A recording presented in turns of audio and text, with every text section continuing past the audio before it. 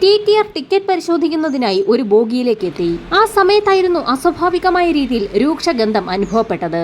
ആ ബോഗിയൊക്കെ ഒന്ന് പരിശോധിച്ച് നോക്കാൻ തന്നെ TTR തീരുമാനിച്ചു. ആ ബോഗിയിലുണ്ടായിരുന്ന മറ്റ് യാത്രക്കാർക്കും രൂക്ഷഗന്ധം അനുഭവപ്പെടുന്നുണ്ടായിരുന്നു. ടിക്കറ്റ് എക്സാമിനർ ചുറ്റുവട്ടത്തൊക്കെ ഒന്ന് നോക്കിയപ്പോഴായിരുന്നു സീറ്റിനടിയിൽ പച്ച നിറത്തിലുള്ള ഒരു പെട്ടി കണ്ടത്. സീറ്റിനടിയിൽ നിന്നും ആ പെട്ടി വലിച്ചു പുറത്തേക്ക് വെച്ചു. ആ നിമിഷത്തിൽ തന്നെ അദ്ദേഹം ഒന്ന് ഞെട്ടി. ആ പച്ച പെട്ടിക്കുള്ളിൽ നിന്നും രക്തം ഇറ്റിറ്റ് വീഴുന്നുണ്ടായിരുന്നു. ആ കാഴ്ച കണ്ട ടിക്കറ്റ് എക്സാമിനർ തൊട്ടടുത്ത സ്റ്റേഷനിൽ വണ്ടി നിർത്തിയ സമയത്ത് സ്റ്റേഷൻ മാസ്റ്ററെ വിവരം അറിയിച്ചു. പെട്ടിക്കുള്ളിൽ നിന്നും രക്തം വാർന്നു വീണുകൊണ്ടേയിരിക്കുന്നത് കണ്ട സ്റ്റേഷൻ മാസ്റ്റർക്ക് കാര്യം പന്തിയല്ല എന്ന് മനസ്സിലായി. വിവരം ഉടൻ തന്നെ സമീപത്തുണ്ടായിരുന്ന സ്റ്റേഷനിൽ അറിയിക്കുകയും പോലീസ് സംഘം ഉടനടി അങ്ങോട്ടേക്ക് എത്തുകയും ചെയ്തു. പോലീസുകാരുടെ നിർദ്ദേശപ്രകാരം ട്രെയിനിൽ നിന്നും ആ ബോഗി വേർപെടുത്തിയ ശേഷമാണ് ട്രെയിൻ അവിടെ നിന്നും യാത്ര പുറപ്പെട്ടത്. വേർപെടുത്തിയ ബോഗിയിൽ സംശയാസ്പദമായ രീതിയിൽ കണ്ടെത്തിയ പച്ച നിറത്തിലുള്ള ഇരുമ്പ് പെട്ടി സ്റ്റേഷൻ മാസ്റ്ററുടെയും മറ്റുള്ള ആളുകളുടെയും ഒക്കെ സമീപത്ത് വെച്ച് തന്നെയാണ് പോലീസ് തുറന്നത്. പെട്ടി തുറന്ന നിമിഷത്തിൽ തന്നെ കൂടി നിന്ന ആളുകളും പോലീസുകാരും ഭയന്നുകൊണ്ട് പിന്നിലേക്ക് മാറി. രക്തത്തിൽ കുളിച്ച നിലയിൽ ഒരു മനുഷ്യന്റെ തലയില്ലാത്ത ഉടലായിരുന്നു പെട്ടിക്കുള്ളിൽ ഉണ്ടായിരുന്നത്. പ്ലാറ്റ്ഫോമിൽ വലിയൊരു തുണി വിരിച്ച ശേഷം പെട്ടിക്കുള്ളിലുണ്ടായിരുന്ന മുഴുവൻ സാധനങ്ങളും ആ തുണിയിലേക്ക് കുടഞ്ഞിട്ടു. ആ കാഴ്ച കണ്ട സർവരും നടുങ്ങിയെന്ന് തന്നെ പറയാം. ആ ബോഡിയുടെ കൈകളും കാലുകളും പൂർണ്ണമായും മുറിച്ചു മാറ്റപ്പെട്ട നിലയിലായിരുന്നു. പോലീസ് സംഘം തലയ്ക്ക് താഴോട്ടുള്ള ശരീരഭാഗത്തോടു കൂടി കൈകളും കാലുകളും ചേർത്ത് വെച്ചു. ശരീരഭാഗങ്ങളൊക്കെ അഴുകി തുടങ്ങിയ നിലയിലായിരുന്നു. ശ്രീലങ്കയിലേക്ക് പോവുകയായിരുന്ന ട്രെയിനിൽ തല മുറിച്ചു മാറ്റപ്പെട്ട നിലയിൽ മറ്റ് ശരീരഭാഗങ്ങൾ വെട്ടിനുറുക്കിയ നിലയിൽ ഒരു പെട്ടിക്കുള്ളിൽ നിന്ന് മൃതദേഹം കണ്ടെത്തിയെന്നുള്ള വാർത്ത നാടാകെ പരന്നു. ഒരു പുരുഷന്റെ മൃതദേഹമാണ് പെട്ടിക്കുള്ളിൽ കണ്ടെത്തിയിരിക്കുന്നത്. മൃതദേഹത്തിൽ വസ്ത്രങ്ങളൊന്നും തന്നെ ഉണ്ടായിരുന്നില്ല. മരണപ്പെട്ട വ്യക്തിയുടെ കാലിൽ പച്ച നിറത്തിലുള്ള ഒരു സോക്സ് ഉണ്ടായിരുന്നു. പോലീസിന്റെ നിർദ്ദേശപ്രകാരം ഫോറൻസിക് സംഘം സംഭവസ്ഥലത്തേക്ക് എത്തി. ഇൻക്വസ്റ്റ് നടപടികൾ പൂർത്തിയാക്കിയ ശേഷം മൃതദേഹം മധുര ഹോസ്പിറ്റലിലേക്ക് ഷിഫ്റ്റ് ചെയ്തു. പോസ്റ്റ്മോർട്ടം റിപ്പോർട്ടിൽ മൃതദേഹ ഭാഗങ്ങൾ മൂർച്ചയേറിയ ആയുധം കൊണ്ടാണ് മുറിച്ചു മാറ്റിയിരിക്കുന്നതെന്ന് വ്യക്തമായി. എന്നാൽ മുറിച്ചു മാറ്റപ്പെട്ട ശരീരഭാഗങ്ങളിലൊന്നും തന്നെ ചതവേറ്റിട്ടില്ല എന്ന് കൂടി റിപ്പോർട്ടിൽ നിന്നും വ്യക്തമായിരുന്നു. ഇതോടൊപ്പം തന്നെ മൃതദേഹത്തിന്റെ നെഞ്ചുഭാഗത്ത് ആഴത്തിലുള്ള ഒരു മുറിവുണ്ടായിരുന്നു. ഒറ്റവെട്ടിന് ശരീരഭാഗങ്ങൾ മുറിച്ചിരിക്കുകയാണ്. മൃതദേഹത്തിന്റെ എല്ലുകൾ പരിശോധിച്ചതിൽ നിന്നും ഏകദേശം 24-നും 28-നും ഇടയിൽ പ്രായമുള്ള വ്യക്തിയാണ് കൊല്ലപ്പെട്ടിരിക്കുന്നതെന്ന് പോലീസ് നിഗമനത്തിലെത്തി. FIR രജിസ്റ്റർ ചെയ്ത ശേഷം പോലീസ് സംഘം അന്വേഷണം ആരംഭിച്ചു. ഏത് സ്റ്റേഷനിൽ നിന്ന് കയറിയ വ്യക്തികളാണ് പെട്ടി ബോഗിക്കുള്ളിൽ ഉപേക്ഷിച്ചതെന്ന് പോലീസിന് കണ്ടെത്തേണ്ടത് വളരെ പ്രധാനപ്പെട്ട ഒരു കാര്യമായിരുന്നു. അതുമാത്രവുമല്ല, ട്രെയിനിൽ നിന്ന് പെട്ടി കണ്ടെത്തിയ സാഹചര്യത്തിൽ ആ ബോഗി വേർപെടുത്തിയ ശേഷം പോവുകയും ചെയ്തു. അതുകൊണ്ട് തന്നെ അന്നത്തെ ട്രെയിനിലുണ്ടായിരുന്ന യാത്രക്കാരെയൊന്നും ചോദ്യം ചെയ്യാൻ പോലീസിന് കഴിഞ്ഞതുമില്ല. കേസന്വേഷണം പുരോഗമിക്കുന്നതിനിടയിൽ ചെന്നൈയിലെ റോയാപുരം ബീച്ചിൽ ഒരു പോലീസുകാരൻ ഞെട്ടിക്കുന്ന ഒരു കാഴ്ച കണ്ടു. അയാൾ ആ ബീച്ചിൽ കൂടി നടക്കുന്ന സമയത്ത് ശക്തമായ തിരയിൽപ്പെട്ട് ഒരു കവർ കരക്കടിഞ്ഞിരിക്കുകയാണ്.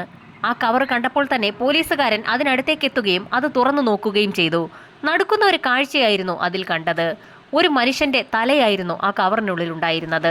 ആ പോലീസുകാരൻ ഉടൻ തന്നെ വിവരം പോലീസ് സ്റ്റേഷനിൽ അറിയിച്ചു. അപ്പോഴേക്കും ആ പ്രദേശമാകെ ആളുകളെ കൊണ്ട് നിറഞ്ഞിരുന്നു. പ്രാഥമിക പരിശോധനകൾ പൂർത്തിയാക്കി മൃതദേഹത്തിന്റെ ആ തലയുടെ ഭാഗം ചെന്നൈ മെഡിക്കൽ കോളേജിലേക്ക് മാറ്റി.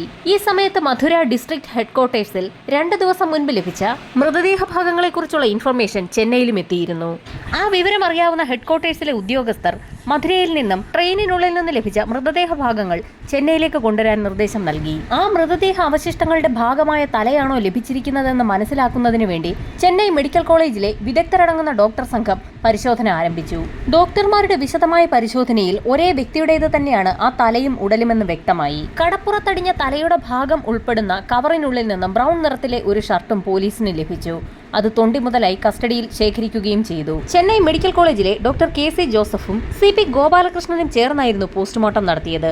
പോസ്റ്റ്മോർട്ടം നടത്തിയ ശേഷം വിശദമായ റിപ്പോർട്ടാണ് അവർ തയ്യാറാക്കിയത്. തലയും ഉടലും കൂടി ചേർത്തപ്പോൾ 5 അടി 5 ഇഞ്ച് പൊക്കമുള്ള ഒരു പുരുഷന്റേതാണെന്ന് വ്യക്തമായി. അയാളുടെ ആമാശയത്തിൽ നിന്നും ലഹരി മരുന്നുകളുടെ സാന്നിധ്യം കണ്ടെത്തി. പോസ്റ്റ്മോർട്ടം റിപ്പോർട്ടിലെ മറ്റൊരു കണ്ടെത്തൽ പോലീസുകാരെ തീർത്തും അമ്പരപ്പിക്കുന്നതായിരുന്നു. ചെന്നൈയിലെ വിദഗ്ധരടങ്ങുന്ന ഡോക്ടർ സംഘം നടത്തിയ പോസ്റ്റ്മോർട്ടത്തിൽ നിന്നും ആ ബോഡിയുടെ ഉടമയ്ക്ക് ഏകദേശം 40 വയസ്സ് പ്രായം തോന്നിക്കുമെന്നായിരുന്നു രേഖപ്പെടുത്തിയിട്ടുള്ളത്. എന്നാൽ നേരത്തെ മധുര ഹെഡ്ക്വാർട്ടേഴ്സിൽ നടത്തിയ പോസ്റ്റ്മോർട്ടത്തിൽ 24-നും 28-നും ഇടയിൽ പ്രായമുള്ള വ്യക്തിയാണ് മരണപ്പെട്ടിരിക്കുന്നതെന്നുള്ള കണ്ടെത്തലായിരുന്നു ഉണ്ടായിരുന്നത്. ഈ സമയത്തായിരുന്നു ചെന്നൈ പോലീസ് സ്റ്റേഷനിൽ ലഭിച്ച ഒരു പരാതി പോലീസ് സംഘം വിശദമായി ഒന്ന് പരിശോധിക്കുന്നത്. 2 ദിവസങ്ങൾക്ക് മുൻപ് ഒരു സ്ത്രീ തന്റെ ഭർത്താവിനെ കാണാനില്ല എന്നൊരു പരാതി പോലീസ് സ്റ്റേഷനിൽ നൽകിയിരുന്നു. നേരത്തെ ആർമിയിൽ ജോലി ചെയ്തിരുന്ന അയാൾ ആ ജോലി മതിയാക്കിയ ശേഷം ഇപ്പോൾ വീടാന്തരം കയറിയിറങ്ങി പേനയും തുണിയുമൊക്കെ വിൽക്കുന്ന ജോലിയാണ് ചെയ്യുന്നത്. തങ്ങൾക്ക് ലഭിച്ച മൃതദേഹ ഭാഗങ്ങൾ ഒരുപക്ഷെ ആ സ്ത്രീ നൽകിയ പരാതിയിൽ പറയുന്ന വ്യക്തിയുടേതാണോ എന്ന് തിരിച്ചറിയുന്നതിനായി പോലീസ് സംഘം ആ സ്ത്രീയെ ഉടൻ തന്നെ സ്റ്റേഷനിലേക്ക് വിളിച്ചു വരുത്തിയ ആ സ്ത്രീക്ക് മുൻപിലേക്ക് പോലീസ് സംഘം തങ്ങളുടെ കൈവശമുണ്ടായിരുന്ന ബ്രൗൺ നിറത്തിലുള്ള ആ ഷർട്ട് കാണിച്ചു കൊടുത്തു. ഷർട്ട് കണ്ടപ്പോൾ തന്നെ ആ സ്ത്രീക്ക് ചില സംശയങ്ങൾ തോന്നുകയും ഷർട്ട് തിരിച്ചും മറിച്ചുമൊക്കെ നോക്കുകയും ചെയ്തു. പോലീസ് സംഘം ഉടൻ തന്നെ ആ സ്ത്രീയുമായി ചെന്നൈ മെഡിക്കൽ കോളേജിലേക്ക് തിരിച്ചു. മൃതദേഹം സൂക്ഷിച്ചിരിക്കുന്ന മോർച്ചറിയിലേക്കാണ് പോലീസ് സംഘം അവരെയും കൂട്ടി പോയത്. മോർച്ചറിയിൽ സൂക്ഷിച്ചിരിക്കുന്ന മൃതദേഹം ആ സ്ത്രീക്ക് കാണിച്ചു കൊടുത്തു. മുഖം പൂർണ്ണമായും അഴുകിയ നിലയിലായതിനാൽ തന്നെ ആ സ്ത്രീക്ക് തന്റെ ഭർത്താവാണോ ഇതെന്ന് തിരിച്ചറിയാൻ കഴിയുന്നുണ്ടായിരുന്നില്ല. ഈ സമയത്താണ് ആ സ്ത്രീ മൃതദേഹത്തിന്റെ ചെവിയിലേക്ക് സൂക്ഷിച്ചു നോക്കുന്നത് പോലീസ് സംഘം കണ്ടത്. ചെവിയിലേക്ക് നോക്കിയ സമയത്ത് കമ്മലിട്ടിരുന്ന കിഴുത്ത ആ സ്ത്രീക്ക് കാണാൻ കഴിഞ്ഞു.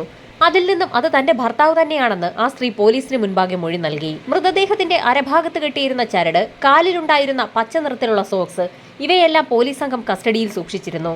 അതെല്ലാം ആ സ്ത്രീ തന്റെ ഭർത്താവിന്റേത് തന്നെയെന്ന് തിരിച്ചറിയുകയും ചെയ്തു. സ്ത്രീയുടെ പരാതിയനുസരിച്ച് കൊല്ലപ്പെട്ടിരിക്കുന്ന വ്യക്തി ചെട്ടിയാർ വംശത്തിലുള്ള അളവന്താർ എന്ന വ്യക്തിയാണെന്ന് പോലീസിന് വ്യക്തമായി. കൊല്ലപ്പെട്ട വ്യക്തിക്ക് ശത്രുക്കളായി ആരെങ്കിലും ഉണ്ടോ എന്നുള്ള കാര്യം പോലീസിന് അറിയണമായിരുന്നു. അതുകൊണ്ട് തന്നെ ആ സ്ത്രീയെ പോലീസ് സംഘം വിശദമായി ചോദ്യം ചെയ്തു. എന്നാൽ അവരുടെ അറിവിൽ തന്റെ ഭർത്താവിന് അങ്ങനെ ശത്രുക്കളാരും ഉള്ളതായി അറിവില്ല എന്നായിരുന്നു ആ സ്ത്രീ പോലീസിന് മുൻപാകെ നൽകിയ മൊഴി. പേനകളും തുണിത്തരങ്ങളും വീടാന്തരം കയറിയിറങ്ങി കച്ചവടം ചെയ്യുന്ന വ്യക്തിയായിരുന്നു അളവന്താർ. ചെന്നൈയിലെ തന്നെ ഒരു കടയിൽ നിന്നുമായിരുന്നു വിൽപ്പനയ്ക്ക് ആവശ്യമായ പേന കളക്ട് ചെയ്യാറുള്ളത്. ആ സ്ത്രീ പറഞ്ഞതനുസരിച്ച് പോലീസ് സംഘം അളവന്താർ എത്താറുള്ള കടയിലെത്തി വിശദമായ അന്വേഷണം തന്നെ നടത്തി.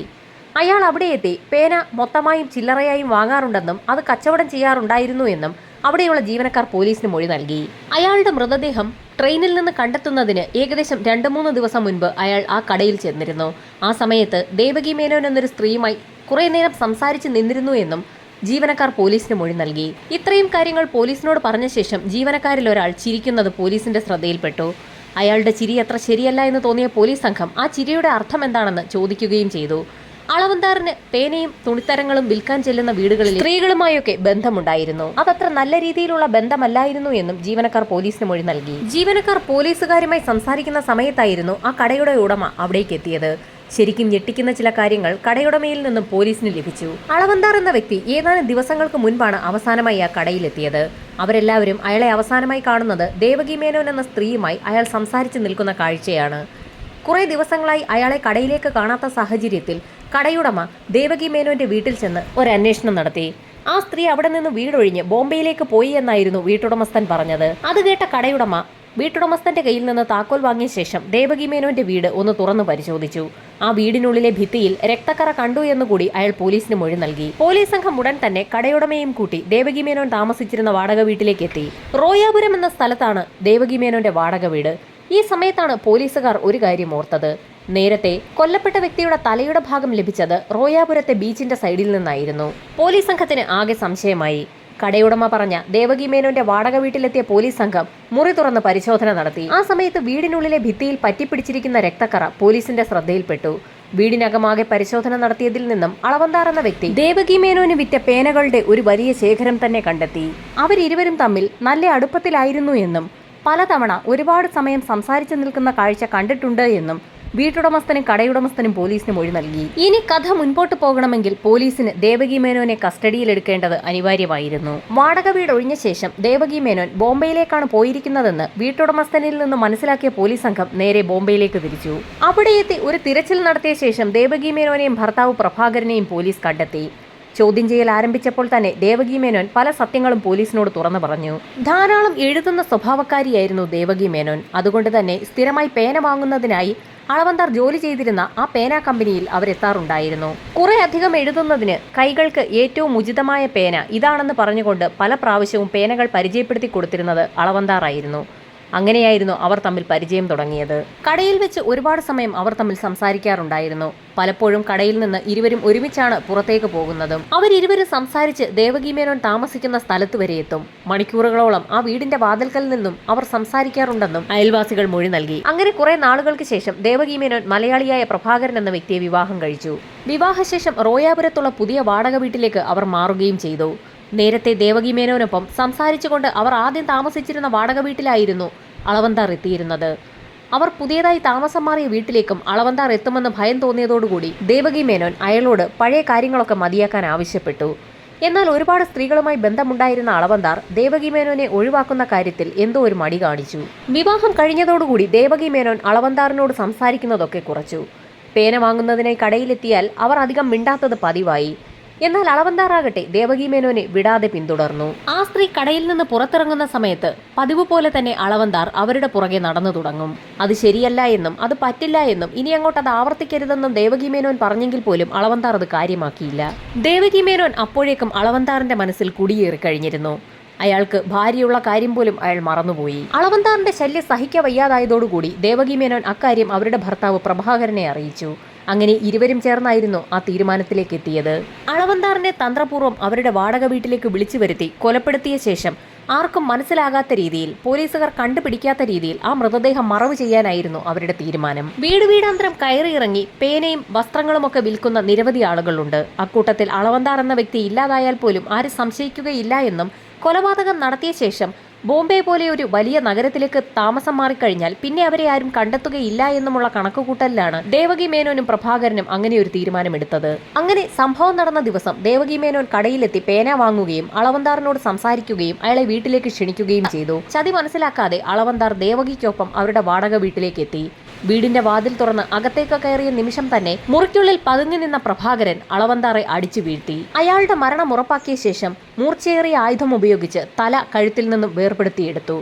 ശേഷം അയാളുടെ ഷർട്ടിൽ തന്നെ ആ തല പൊതിയുകയും അതൊരു പ്ലാസ്റ്റിക് കവറിലേക്ക് മാറ്റുകയും ചെയ്തു. തലയൊഴികെയുള്ള ബാക്കി ഭാഗം ഒരു ഇരുമ്പ് പെട്ടിയിലേക്ക് കയറ്റാൻ ശ്രമിച്ചപ്പോൾ അത് ആ പെട്ടിക്കുള്ളിൽ ഒതുങ്ങില്ല എന്ന് മനസ്സിലാക്കിയ പ്രഭാകരൻ ആ മൃതദേഹത്തിൽ നിന്നും കൈയും കാലും അറുത്തെടുത്തു. മൃതദേഹം പെട്ടിക്കുള്ളിലാക്കി ഭദ്രമാക്കി അടച്ച ശേഷം ആ പെട്ടി ചെന്നൈയിലെ എഗ്മൂർ സ്റ്റേഷനിലെത്തിച്ച് കൊല്ലം, ചെങ്കോട്ട, മധുര വഴി ശ്രീലങ്കയിലേക്ക് പോകുന്ന ട്രെയിനിൽ കയറ്റി വിടുകയായിരുന്നു. ട്രെയിനിലെ ഒരു സീറ്റിനടിയിലേക്ക് പെട്ടി കയറ്റി വെക്കുന്നത് ആരും തന്നെ ശ്രദ്ധിച്ചതുമില്ല.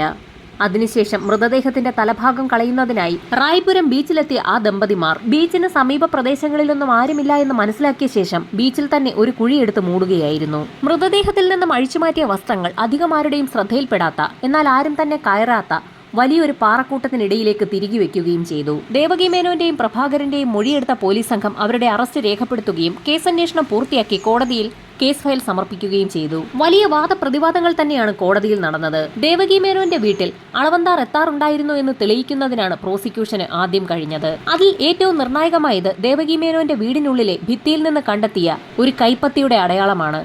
ആ കൈപ്പത്തി ദേവകിയുടെ ഭർത്താവ് പ്രഭാകരന്റേതാണെന്ന് തെളിഞ്ഞു. എന്നാൽ ആ കൈപ്പത്തിയുടെ അടയാളത്തിൽ പറ്റിപ്പിടിച്ചിരിക്കുന്ന രക്തത്തുള്ളികൾ അത് അളവന്താറിന്റേതാണെന്ന് പ്രോസിക്യൂഷന് തെളിയിക്കാൻ കഴിഞ്ഞു. ഭിത്തിയിൽ പറ്റിപ്പിടിച്ചിരുന്ന രക്തത്തുള്ളികൾ ഫോറൻസിക് വിഭാഗം ചുരണ്ടിയെടുത്ത് ഒരു കവറിലാക്കി ശേഖരിച്ചിരുന്നു.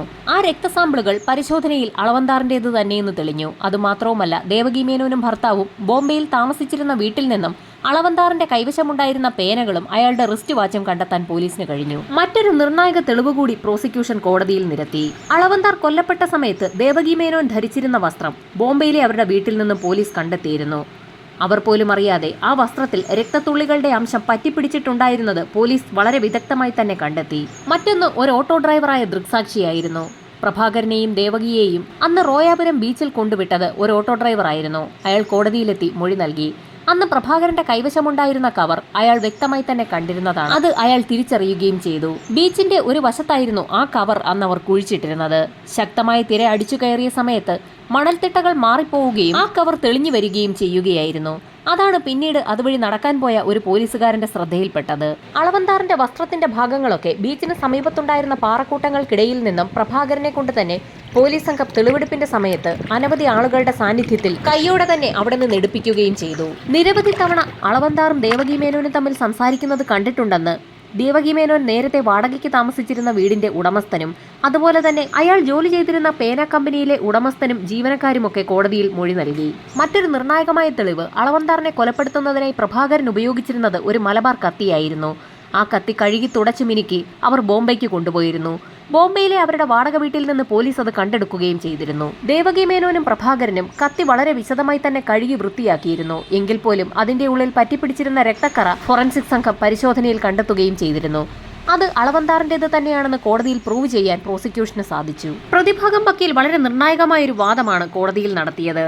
മാന്യമായി ജീവിക്കാൻ ദേവകി മേനോനെയും ഭർത്താവ് പ്രഭാകരനെയും അളവന്തർ അനുവദിക്കാത്ത സാഹചര്യത്തിലാണ് അവർ അങ്ങനെ ഒരു കൃത്യത്തിലേക്ക് എത്തിച്ചേർന്നതെന്നായിരുന്നു പ്രതിഭാഗത്തിന്റെ വാദം. അതുകൊണ്ട് തന്നെ ഇതിൽ കടുത്ത ശിക്ഷ അവർ അർഹിക്കുന്നില്ല എന്നും അയാൾ കോടതിയിൽ വ്യക്തമാക്കി. പ്രതിഭാഗത്തിന്റെ വാദങ്ങൾ കൂടി കണക്കിലെടുത്ത് കോടതി നിർണായകമായ ശിക്ഷയും വിധിച്ചു. കൊലപാതകം ആസൂത്രണം ചെയ്തതും നടത്തിയതും പ്രഭാകരനാണ്. അയാൾക്ക് 7 വർഷത്തെ തടവും ദേവകി മേനോന് 3 വർഷത്തെ തടവുമാണ് കോടതി വിധിച്ചത്.